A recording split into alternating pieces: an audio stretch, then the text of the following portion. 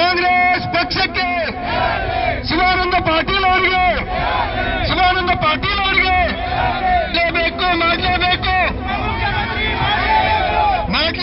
ಮಾಡಲೇಬೇಕು. ಬಸವನ ಬಾಗೇವಾಡಿ ಪಟ್ಟಣದ ಶ್ರೀ ಬಸವೇಶ್ವರ ವೃತ್ತದಲ್ಲಿ ಬ್ಲಾಕ್ ಕಾಂಗ್ರೆಸ್ ಸಮಿತಿ ವಲಯದಿಂದ ಉತ್ತರ ಕರ್ನಾಟಕ ಭಾಗದ ಪ್ರಬಲ ಲಿಂಗಾಯತ ಪಂಚಮಸಾಲಿ ಸಮುದಾಯದ ಧೀಮಂತ ನಾಯಕ, 6 ಬಾರಿ ಶಾಸಕರು, 2 ಬಾರಿ ಸಚಿವರಾಗಿ ಜನಸೇವೆ ಮಾಡಿರುವ ಶಿವಾನಂದ ಎಸ್ ಪಾಟೀಲ್ ರವರಿಗೆ ಮುಂಬರುವ ಸಂಪುಟ ಸಭೆಯಲ್ಲಿ ಉಪಮುಖ್ಯಮಂತ್ರಿ ಸ್ಥಾನ ನೀಡುವಂತೆ ಬೃಹತ್ ಅಕ್ಕ ಮಾಡಲಾಯಿತು.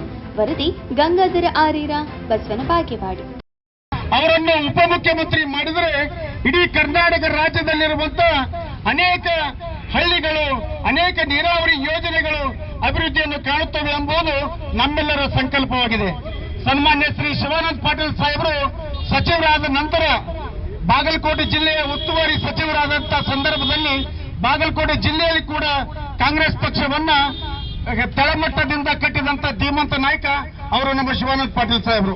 ಅದೇ ರೀತಿ ಕಳೆದ ಚುನಾವಣೆಯನ್ನ ಈಗೇನು ಹೊಸದಾಗಿ ಸರ್ಕಾರ ಬರ್ತಾ ಇದೆ, ಉಪಮುಖ್ಯಮಂತ್ರಿಗಳನ್ನಾಗಿ ಮಾಡಬೇಕು ಅಂತ ಹೇಳಿ ಈ ಬಸವನ ಬಾಗೇವಾಡಿ ಎಲ್ಲ ಕಾರ್ಯಕರ್ತರು ಸೇರ್ಕೊಂಡು ಇವತ್ತು ಈ ಮನವಿಯನ್ನು ಮಾಡಲು ಬಸವನ ಬಾಗೇವಾಡಿ ಪಟ್ಟಣದ ಬಸವೇಶ್ವರ ವೃತ್ತದಲ್ಲಿ ನಾವೆಲ್ಲರೂ ಜಮಾಯಿಸಿದ್ದು.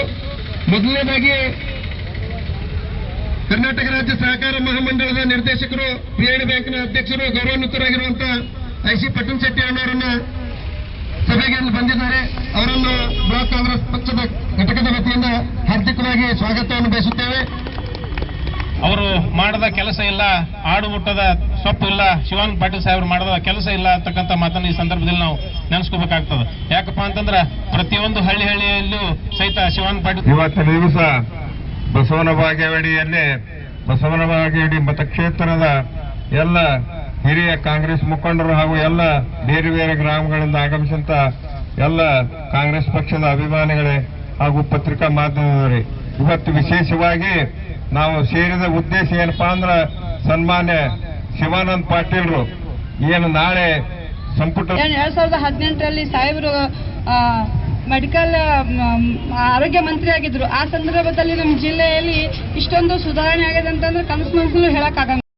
ಇದರಲ್ಲಿ ಉಪಮುಖ್ಯಮಂತ್ರಿ ಸ್ಥಾನವನ್ನು ನೀಡಬೇಕಂತೇಳಿ ಹಕ್ಕೊತ್ತಾಯ ಈ ಸಭೆ ಎಲ್ಲ ನಮ್ಮ ಹಿರಿಯರು ಮಾರ್ಗದರ್ಶಕರಾದಂಥ ಐಸಿ ಪಟ್ಟಣ ಶೆಟ್ಟಿ ಅವರೇ ಹಾಗೂ ಮಾಜಿ ಜಿಲ್ಲಾ ಪಂಚಾಯತ್ ಅಧ್ಯಕ್ಷರಾದಂಥ ಕಾರ್ಯಗಳನ್ನು ನೋಡಿದಾಗ ಜನರ ಮೆಚ್ಚುಗೆಯನ್ನು ಪಡೆದು ಅವರಿಗೆ ಸಹಕಾರ ಕೊಡುವಂತ ಒಂದು ವ್ಯವಸ್ಥೆಯಲ್ಲಿ ಇವತ್ತಿನ ದಿವಸ ಉತ್ತರ ಕರ್ನಾಟಕದ ಅಭಿವೃದ್ಧಿಗಾಗಿ ಅವರು ಶ್ರಮಿಸುತ್ತಾರೆ ಅನ್ನೋ ಒಂದು ವಿಚಾರದಿಂದ ಇವತ್ತಿನ ದಿವಸ ಅವರಿಗೆ